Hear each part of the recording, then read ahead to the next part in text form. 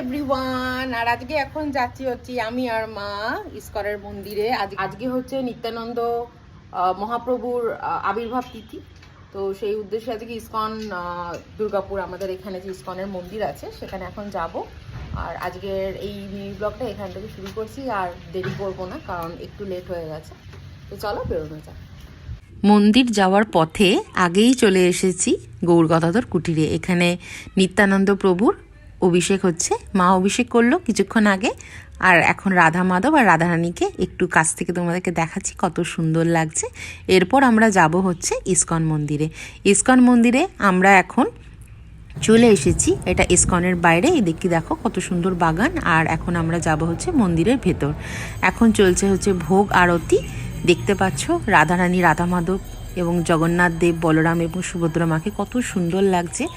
আর আমি বেশি কিছু